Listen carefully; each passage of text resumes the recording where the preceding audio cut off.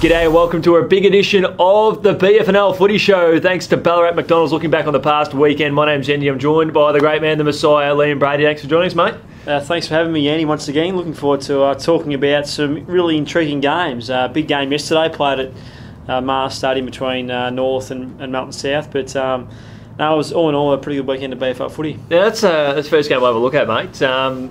What went down with this one? Because it looked like South, they were in the hunt early. They kicked poorly in the first term, and they just couldn't go on with the job against a determined City side. Yeah, we spoke last week about this game and how important it was for both teams. Melton South needed to win this game, in my opinion, for them to play finals footy.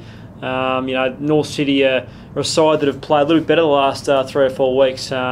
And they played a lot better than what Melton South were able to do yesterday. Melton South couldn't capitalise in front of goal. Yep. And North kept their finals hopes alive with a really good win.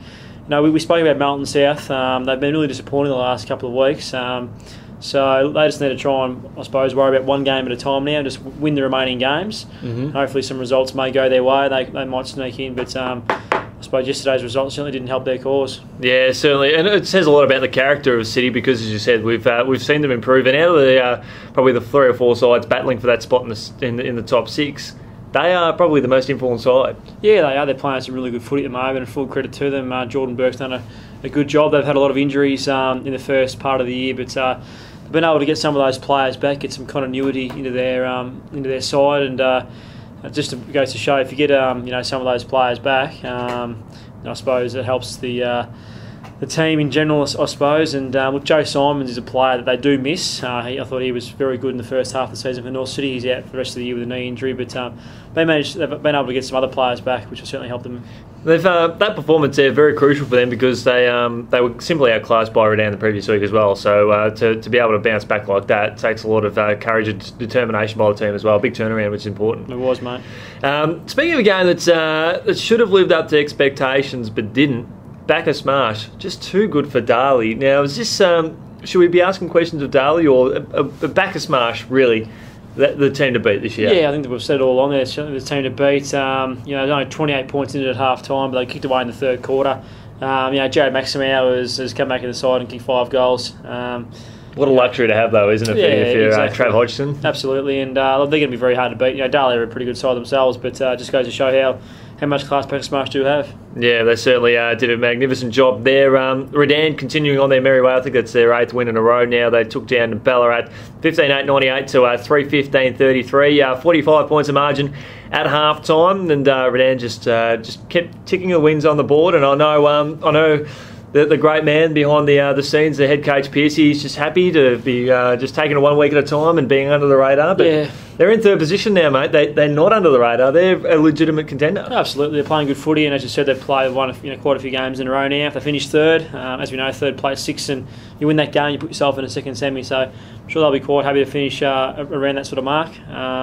And they're playing good enough footy to do that. So full credit to Brendan Peace. He's obviously doing a very good job. Yeah. Do you sort of see them up there? Are they one of the top contenders this year? Or I think they are, but I think they're just a fraction off where Backer Smash and probably Lake Wendouree are at. Yep. But a little bit ahead of where Darley are at. So in that sort of that middle, just that sort of, I suppose, that patch just behind those top 2 teams. If they can find an extra bit of improvement before now and the start of the finals, they can certainly beat anyone. Yeah, well, they've got a big game this weekend, which we'll talk about later on in the week. A game that probably didn't live up to great hype. Sunbury Lions 55 defeating Melton 31 in a low-scoring encounter. Yeah, they. I suppose this is a game they needed to win. Sunbury, and they're able to do that. As you said, really low scoring. 15 shots to 11, so really low scoring there.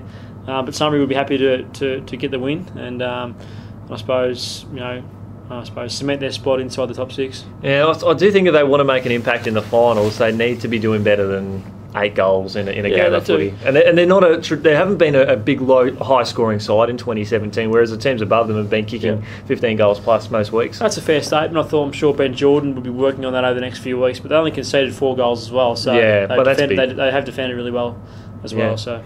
Yeah, I'd like to see them hit the scoreboard a little bit more because traditionally they probably haven't been the highest scoring side this year. And they've relied a lot on Ben Said over the course of 2017, so hopefully they can get a few more guys in there, bit of midfield, and we'll see how they rock and roll.